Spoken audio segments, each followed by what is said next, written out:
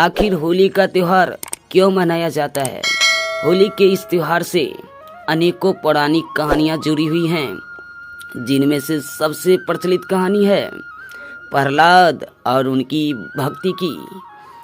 माना जाता है कि प्राचीन काल में हिरण्यकश्यप नाम का एक बलशाली असुर हुआ करता था, जिसे ब्रह्मदेव द्वारा ये वरदान मिला था कि उसे कोई इंसान या कोई जानवर नहीं मार सकता, ना ही किसी अस्त्र या शस्त्र से, ना घर के बाहर, न अंदर, ना ही दिन में और ना ही रात में, ना ही धरती में, ना ही आकाश में।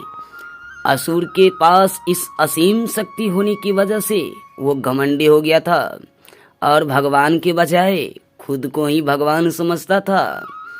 अपने राज्य के सभी लोगों के साथ अत्याचार करता था और सभी को भगवान विष्णु की पूजा करने से मना करता था और अपनी पूजा करने का निर्देश देता था, क्योंकि वह अपने छोटे भाई की मौत का बदला लेना चाहता था, जिसे भगवान विष्णु ने मारा था। हिरण्यकश्यप का एक पुत्र था जिसका नाम प्रहलाद था। एक असुर का पुत्र होने के बावजूद वो अपने पिता की बात न सुनकर वो भगवान विष्णु की पूजा करते थे। हिरण्यकश्यप के खौफ से सभी लोग उसे भगवान मानने के लिए मजबूर हो गए थे, सिवाय उसके पुत्र प्रहलाद के। हिरण्यकश्यप को ये बात मंजूर नहीं थी।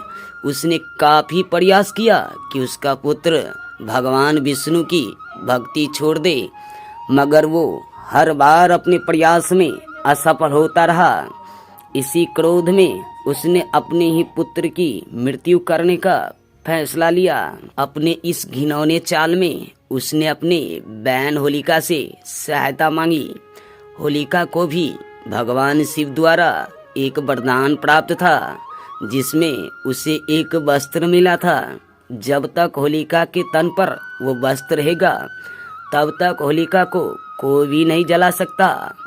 हिरण्यकश्यप ने एक षड्यंत्र रचा और होलिका को ये आदेश दिया कि वो प्रहलाद को अपने गोद में लेकर आग में बैठ जाए।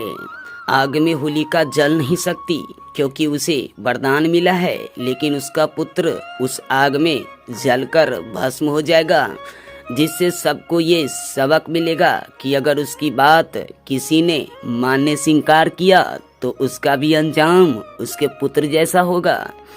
जब होलिका प्रहलाद को लेकर आग में बैठी, तब वो भगवान विष्णु का जाप कर रही थी।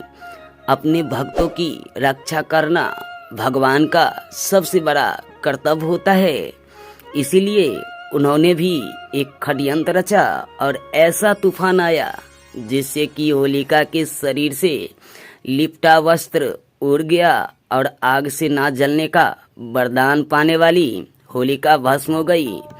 और वही दूसरी ओर भक्त प्रहलाद को अग्निदेव ने छुआ तक नहीं। तब से लेकर अब तक हिंदू धर्म के लोग इस दिन को बुराई पर अच्छाई की जीत के रूप में देखते हैं और उस दिन से होली उत्सव की शुरुआत की गई और इस दिन को मनाने के लिए लोग रंगों से खेलते हैं।